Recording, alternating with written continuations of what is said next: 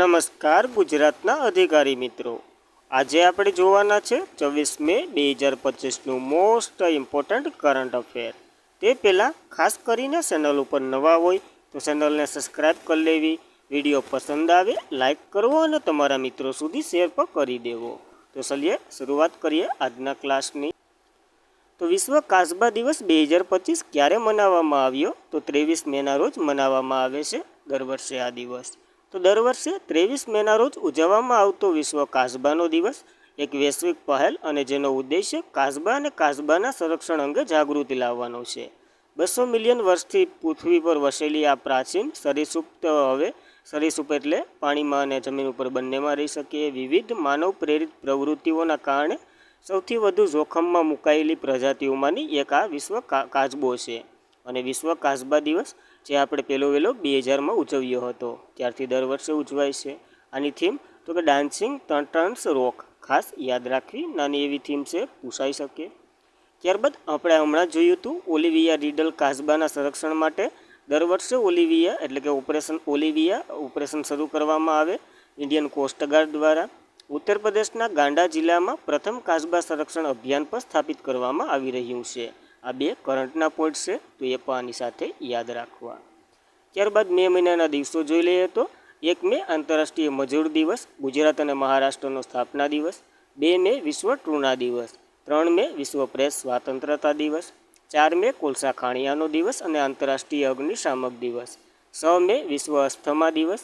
7 મે વિશ્વ એથ્લેટિક દિવસ. 8 મેએ વિશ્વ થેલેસીમિયા અને વિશ્વ રેડક્રોસ દિવસ. 10 મે આંતરરાષ્ટ્રીય સ્થળાંતર પક્ષી દિવસ, જે મે અને ઓક્ટોબરના બીજા શનિવારે મનાવવામાં આવે. 11 મે રાષ્ટ્રીય ટેકનોલોજી દિવસ. 12 મે આંતરરાષ્ટ્રીય નર્સ દિવસ. 15 મે આંતરરાષ્ટ્રીય પરિવારનો દિવસ. 16 મે આંતરરાષ્ટ્રીય પ્રકાશ દિવસ અને રાષ્ટ્રીય ડેન્ગ્યુ દિવસ પણ હોય છે. 17 મે વિશ્વ દૂરસંચાર અને માહિતી પ્રસારણનો દિવસ. 17 મેએ વિશ્વ હાઇપરટેન્શન દિવસ પણ હોય છે.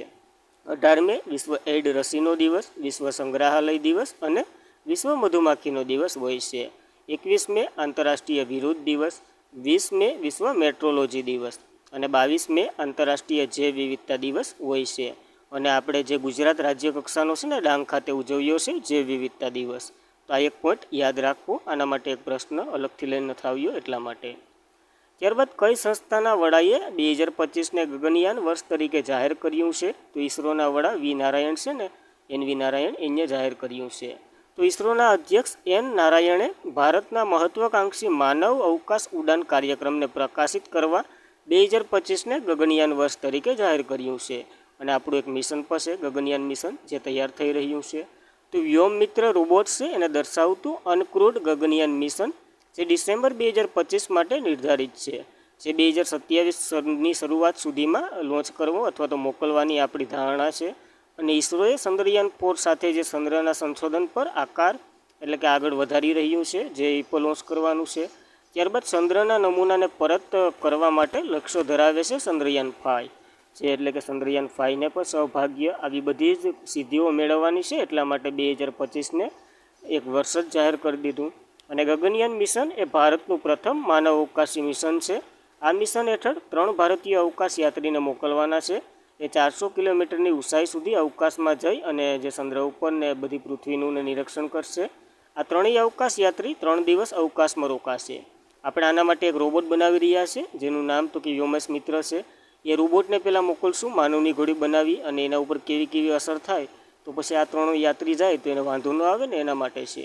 શરૂઆત આની 2018થી ચાલી રહી છે અને ફાઇનલ હવે આંકડો આવી ગયો 2027 સુધીમાં લોન્ચ કરવાની વાત છે. જ્યારે આનો કુલ કિંમત તો કે 923 રૂપિયા છે, એટલે કે કરોડમાં વાત છે, તો એ પણ યાદ રાખવું. અને વ્યોમેશ મિત્રની આપણે વાત કરી લીધી, યાદ રાખવું. ઈસરો દ્વારા જાહેર કરાયો ભારતનો એની વાત કરીએ તો ઇન્ડિયન સ્પેસ રિસર્ચ ઓર્ગેનાઇઝેશન એટલે કે ભારતીય અવકાશ સંશોધન સંસ્થા, જેની રચના 1969માં થઈ હતી. હેડક્વાર્ટર બેંગ્લોર ખાતે છે. અધ્યક્ષ ડૉક્ટર વી નારાયણ અને ભારતના રોકેટમેન કે શિવાંગને ઓળખવામાં આવે છે. આનું સૂત્ર છે માનવ જાતની સેવાઓમાં સ્પેસ ટેકનોલોજી. એટલી માહિતી સાથે યાદ રાખવી ઈસરો વિશે. ત્યારબાદ કયા રાજ્યના માઉન્ટ એવરેસ્ટ સર કરનાર પ્રથમ ડસ્ટીન મહિલા બન્યા છે? તો હિમાચલ પ્રદેશના છે 29 વર્ષની મહિલા. તો હિમાચલ પ્રદેશના કિન્નોર જિલ્લાની એક દૂર ગામની આદિવાસી મહિલા છે સોનજિંગ આગમો, જે સંપૂર્ણ અંધત્વથી પીડાય છે, પરંતુ તેણે ક્યારેય પોતાની દ્રષ્ટિની ક્ષતિને પોતાના જીવનમાં આવવા જ ન દીધી અને માઉન્ટ એવરેસ્ટ સર કરી નાખ્યો. તો આપણે તો એક પરીક્ષા પાસ કરવાની છે. 29 વર્ષની આ છે કઈ, તો કે સોનજિંગ આગમો, જે માઉન્ટ એવરેસ્ટ ટોચ પર તિરંગો ફરકાવી અને ગર્વથી પોતાનું તિરંગાને માન આપ્યું. તો એ પણ યાદ રાખવું. જ્યારે માઉન્ટ એવરેસ્ટની વાત કરીએ ને, તો માઉન્ટ એવરેસ્ટ એક વિશ્વની સૌથી ઊંચી પર્વત શિખર છે, જે હિમાચલ પ્રદેશના મહાન હિમાલય ક્ષેત્રથી અને નેપાળ, તિબેટ વગેરેની સરહદ પર આવેલું છે, જેને નેપાળમાં સાગરમાથા કહેવામાં આવે. તિબેટમાં થોમાલુંગમાં આની ઊંચાઈ તો કે 848.86 મીટર છે. તો એ પણ યાદ રાખવું. જ્યારે 29 મે 1953ના રોજ ન્યૂઝીલેન્ડના એક સર એડમંડ હેલરિંગ, જે માઉન્ટ એવરેસ્ટ સર કરનાર પ્રથમ વ્યક્તિ બન્યા હતા. તો એની સાથે એક નેપાળી ભારતીય શેરપા પણ હતા, ટેનવિંગ નોર્વે, એ પણ ચડ્યા હતા. બચેન્દ્રીપાલ 23 વર્ષ એટલે કે 23 મે 1984ના રોજ માઉન્ટ એવરેસ્ટ સર કરનાર પ્રથમ ભારતીય મહિલા બન્યા હતા, જે 2013માં સિદ્ધિ પ્રાપ્ત કરી હતી. જ્યારે અરુણિમા સિન્હા ભારતીય એટલે કે માઉન્ટ એવરેસ્ટ પર સર કરનાર વિશ્વના પ્રથમ દિવ્યાંગ મહિલા બન્યા હતા. તો આ તો થયું ઇતિહાસ. હવે કરંટમાં જોઈએ, ઘણા વ્યક્તિઓ હમણાં ફરી આવ્યા. તો જ્યોતિ રેવ, જે 55 વર્ષની ઉંમરે સૌથી વૃદ્ધ ભારતીય મહિલા બની છે. કામ્યા કાર્તિકેય, જે 16 વર્ષની નેપાળી તરીકે માઉન્ટ એવરેસ્ટ સર કરનાર સૌથી નાની ઉંમરની જે ભારતીય બન્યા છે. અને પૂર્ણિમા શ્રેષ્ઠા, જે નેપાળના એક સિઝન 3 વખત માઉન્ટ એવરેસ્ટ સર કરનાર પ્રથમ મહિલા બન્યા છે. જ્યારે સત્યદીપ ગુપ્તા, જે એક જ સિઝનમાં વિશ્વનો સૌથી ઊંચાઈના શિખરો છે, જેમ કે માઉન્ટ એવરેસ્ટ અને વિશ્વના સૌથી ઊંચા 4 શિખરો છે ને, મહોત્સવ ને વગેરે, એ બધીને 2 વાર ચડી અને પોતાનું નામ લખાવ્યું છે. તો આ ખાસ કરીને કરંટના નામો યાદ રાખવા, નકર ઓલા તો તમને ગોખાઈ ગયા છે. ત્યારબાદ અમૃત ભારત સ્ટેશન અંતર્ગત પીએમ મોદીએ કેટલા પુનઃવિકસિત રેલવે સ્ટેશનોનું ઉદ્ઘાટન કર્યું છે? તો 103 રેલવે સ્ટેશનોનું ઉદ્ઘાટન કર્યું રાજસ્થાન ખાતેથી વિડીયો કોન્ફરન્સ દ્વારા. તો પ્રધાનમંત્રી નરેન્દ્ર મોદીએ ભારતીય રેલવેની મહત્વાકાંક્ષી અમૃત ભારત સ્ટેશન યોજના હેઠળ 103 નવા પુનઃવિકસિત રેલવે સ્ટેશનોનું ઉદ્ઘાટન કર્યું. આ પહેલ દેશમાં જે રેલવે માળખાને આધુનિક બનાવવા સરકારના પ્રયાસોનો એક ભાગ છે, જેમાં મુસાફરો અને આરામ, સ્વસ્થ અને ક્વોન્ટિવિટી પર ધ્યાન કેન્દ્રિત કરવામાં આવે. ટૂંકમાં અપગ્રેડ સ્ટેશનો બનાવવાનું આનું એક લક્ષ્ય છે. ત્યાં સ્ટેશનો 18 રાજ્ય અને કેન્દ્રશાસિત પ્રદેશ, 86 જિલ્લા અને 1100 કરોડ રૂપિયાથી વધવાનો ખર્ચ આવશે. એ બધી સરકાર ભોગવવાની છે, ભલે હે તો નાગરિક મેરેથી જ. જ્યારે અમૃત ભારત સ્ટેશન યોજનાની વાત કરીએ, ફેબ્રુઆરી 2023માં રેલવે મંત્રાલય દ્વારા શરૂ કરવામાં આવી હતી. એના મંત્રી રેલવેના મંત્રાલયના મંત્રી અશ્વિની વૈષ્ણવ છે. આનો લક્ષ્ય તો કે દેશભરમાં 1309 સ્ટેશનો પુનઃવિકસિત કરવાનો છે. જે જૂના હોય એને પાછા નવા કરવાના છે. આનો ઉદ્દેશ્ય તો કે ટ્રેનમાં મુસાફર કરતાં મુસાફરોનો અનુભવ સુધારવાનો છે. ટૂંકમાં જે બધી સ્વચ્છતા જાળવવીને કમ્ફર્ટેબલ સીટ આપવીને એવા બધી લક્ષ્યો છે, તો એ આપણને યાદ નથી રાખવાના. ખાસ 2023માં આવી હતી, એ યાદ રાખવું. અમૃત ભારત.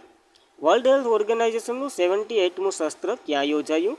જ્યાં રોગચાળા કરાર અમલ કરવામાં આવ્યો. તો એનું હેડક્વાર્ટર ક્યાં છે? તો જીનીવા, સ્વિટ્ઝરલેન્ડ ખાતે જ આ પણ યોજાયું છે. તો વિશ્વ આરોગ્ય સભા, જેનું વર્લ્ડ હેલ્થ ઓર્ગેનાઇઝેશન સભ્યએ રોગચાળા કરારને સમર્થન આપ્યું. અને વર્લ્ડ હેલ્થ ઓર્ગેનાઇઝેશનનું 78મું સત્ર જીનીવા, સ્વિટ્ઝરલેન્ડ ખાતે યોજાયું. ક્યારે? તો કે 19 થી 27 મે 2025ના રોજ. આની થીમ પર છે આરોગ્ય માટે એક વિશ્વ.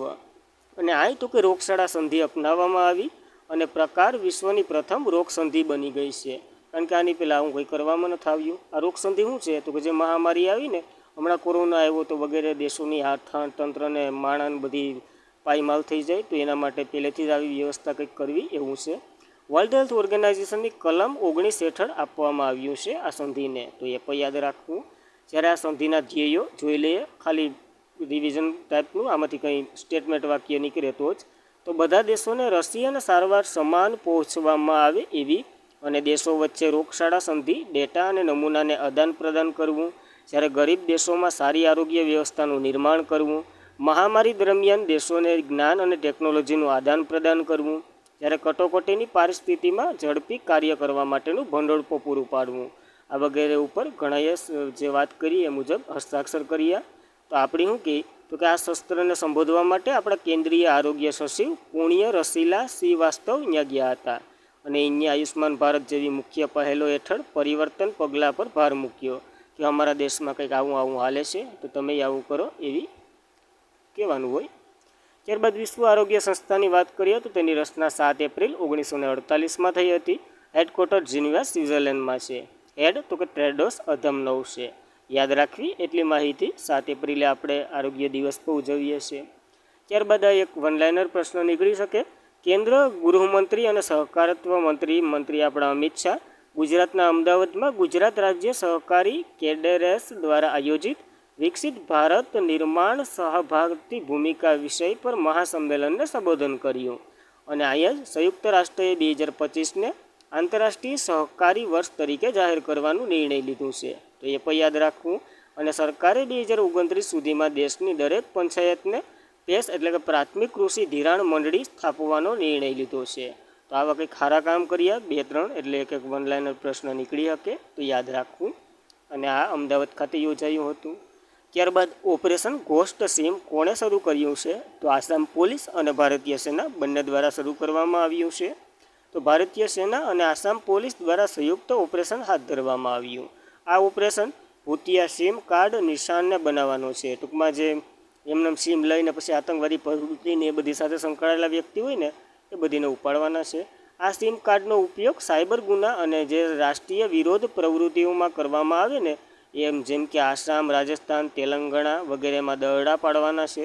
અને 21 લોકોની ધરપકડ પણ કરવામાં આવી છે. તો શરૂઆત કર્યું ત્યાં અધિકારીઓએ લગભગ 948 સિમ કાર્ડ અને ટેકનોલોજી ઉપકરણ જપ્ત કર્યા અને આ ઓપરેશન ઘોસ્ટ સિમ નામ આપ્યું. પછી જ નામ આપ્યું, પહેલાં તો કામ પતાવી દીધું, એ પણ યાદ રાખવું. જ્યારે હમણાં ઘણા ઓપરેશનો સરસા માર્યા છે. જ્યારે ઓપરેશન સિંદૂર આવ્યું ત્યાંથી તો બધા જ તો એ બધાય આપણે એકવાર જોઈ લઈએ. તો ઓપરેશન સિંદૂર જે પાકિસ્તાન અને એટલે કે પાકિસ્તાન ઓક્યુપાઈડ કાશ્મીરમાંથી 9 આતંકવાદી ઠેકાણા ઉપર હવાઈ હુમલો કર્યો હતો આપણે. ઓપરેશન પ્રેક્ટિસ જે બેંગ્લુરુના નાગરિકોને સંરક્ષણ મોડ ડ્રીલ યોજાઈ હતી એના માટે. ઓપરેશન કોલર અથવા તો કેલર જે દક્ષિણ કાશ્મીર સોપિયાન કેલર ઘાટ જંગલોમાંથી આતંકવાદીઓનો ખતમ કરવાની વાત હતી. ઓપરેશન સંકલ્પ જે છત્તીસગઢના બીજાપુર જિલ્લામાં સુરક્ષા દળોના 22 નક્સલીઓને ઠાર પાડવાનો હતો. આ તાજેતરના ઓપરેશનો યાદ રાખવા, બીજાનો યાદ રાખો તો હાલશે. ત્યારબાદ કઈ રાજ્ય સરકારે ભારતની પહેલી વેસ્ટાર્ટ ડોમ જંગલ સફારી ટ્રેન શરૂ કરી છે? ટૂંકમાં આ ટાઈપની ટ્રેન હોય, સારી બાજુથી દેખાતું હોય અને જંગલમાં ફરશે, બધીનો અનુભવ કરી શકાય એ ટાઈપની છે. તો આ ઉત્તર પ્રદેશે શરૂ કરી છે. તો જોઈએ તો ઉત્તર પ્રદેશ સરકારે બહરાઈ જિલ્લામાં જે કાટાનિયન ઘાટ વન્યજીવ અભયારણ્ય છે ને એના પીલીભીત દુધાવા ટાઈગર રિઝર્વ સાથે જોડતી વેસ્ટાડોમ કોસ સેવા શરૂ કરી. જે વેસ્ટાડોમ ટ્રેન દ્વારા જંગલ સફારી ઓફર કરનાર ભારતનું પ્રથમ રાજ્ય બન્યું છે ઉત્તર પ્રદેશ. એટલા માટે યાદ રાખવું. અને આ પ્રવાસી ટ્રેનને ખાસ ડિઝાઇન કરાયેલી છે. કોસ આમાં હશે જે તમને મોટાભાગની માહિતી આપશે. મોટી કાચની બારીઓ હશે, પારદર્શક છત હશે વગેરે તમે જોઈ શકશો આમાંથી. આના ઉદ્દેશ્યની વાત કરીએ તો રાજ્યના જે કુદરતી સૌંદર્યને ઉજાગર કરવું અને રોમાંચક વન્યજીવ અનુભવ આપવાનો છે. જે બધી પ્રવાસીઓને વગેરે આવે એના માટે છે. ભારતના બે કે હાવ એના માટે નથી. ત્યારબાદ ન્યાયિક સેવાઓની પરીક્ષા માટે અરજી કરવા માટે ઓછામાં ઓછા કેટલા વર્ષનો અનુભવ જોઈએ છે? તો 3 વર્ષનો અનુભવ નિર્ધારિત કર્યો. ટૂંકમાં વકીલમાંથી જજ બનવા માટે આ પરીક્ષા એક આવે, એમાં 3 વર્ષનો અનુભવ વકીલ તરીકે હોવો જોઈએ. તો સુપ્રીમ કોર્ટે મંગળવારે શરતો અને પુનઃસ્થાપિત કરી પ્રવેશ સ્તરની જે ન્યાયિક સેવાઓની પોસ્ટિંગ છે ને એને અરજી કરનાર ઉમેદવારો માટે વકીલ તરીકે ઓછામાં ઓછા 3 વર્ષનો અભ્યાસ હોવો જોઈએ. અને પ્રોટેક્સનો સમયગાળો કામચલાઉ નોંધણીની તારીખથી ગણી શકાશે. જોકે આ શરત ફક્ત 20 મેથી જ ભવિષ્યની ભરતીઓને પણ લાગુ પડશે. આ પહેલાંની લઈ લીધી એમાં કંઈ ફેર નહીં પડે. આ નિર્ણય પહેલાં અસ્તિત્વમાં હતો પરંતુ 2002માં જસ્ટિસ શેટ્ટી કમિશનની ભલામણથી દૂર કરવામાં આવ્યો. હવે પાછો અપનાવવામાં આવ્યો છે. તો એ પણ યાદ રાખવું. અને આ ઉપરાંત એવું પણ કહેવામાં આવ્યું કે જો ક્લાર્કનો અનુભવ હોય ને 3 વર્ષનો તો એ પણ પ્રેક્ટિસ તરીકે જ ગણાશે. તો એને 1 વર્ષ અલગથી તાલીમ લેવી પડશે, પછી એ જજ તરીકે કામ કરી શકશે. તો એવું બધી છે. તો સુપ્રીમ કોર્ટની વાત કરીએ, કલમ 124 147 ભાગમાં એનો ઉલ્લેખ છે, ભાગ 5માં. અને ફેડરલ કોર્ટ 1935માં એક્ટ દ્વારા સ્થાપવામાં આવી હતી. તો એ ફેડરલ કોર્ટ હતી કારણ કે સર્વોચ્ચ કોર્ટ નથી, એનું ચુકાદો પાછો થતો બ્રિટન ખાતે. સુપ્રીમ કોર્ટે 28 જાન્યુઆરી 1950ના રોજ તેનું કામ શરૂ કર્યું હતું. સ્થાપના સમયે એક જજ એટલે કે મુખ્ય અને બીજા 7 અન્ય હતા. પ્રથમ chief justice of India Gujarati હતા, હીરાલાલ કણિયા એટલે કે હીરાલાલ જે કણિયા. તો એ પણ માહિતી યાદ રાખવી. હાલના જજ કોણ છે એને કેટલામાં નંબરના કોમેન્ટ કરી દઉં. બ્રિટને કયા દેશના જે સાંગોસ ટાપુનો અધિકાર પાછો મેળવ્યો છે એટલે કયા દેશને આપ્યો? તો મોરિશિયસનો જ હતો અને મોરિશિયસને જ પાછો આપ્યો. તો જોઈ લઈએ. તો ભારતે ગુરુવારે એક ઐતિહાસિક કરાર હેઠળ ડિવોગ્ડ ગ્રાસિયનના ઉષ્ણકટિબંધીય એટોલ સહિત ચાંગોસ ટાપુના સાર્વભૌમત્વ મોરિશિયસને સોંપવા માટે યુકે એટલે કે બ્રિટન દ્વારા નિર્ણય લેવામાં આવ્યો. અને યુકેએ 50 વર્ષથી વધુ સમય પછી આ ટાપુનો અધિકાર છોડી રહ્યું છે. આ કરાર યુકે પાસે વ્યવહારાત્મક રીતે સ્થિર ડિએગો ગ્રાસિયસ સુરક્ષા સંપૂર્ણ જવાબદારી રહેશે. શું છે આ ડિએગો ગ્રાસિયસ? તો કે એક ટાપુ છે જે બ્રિટન જ દેવાનું, બીજા બધી દેવાના છે.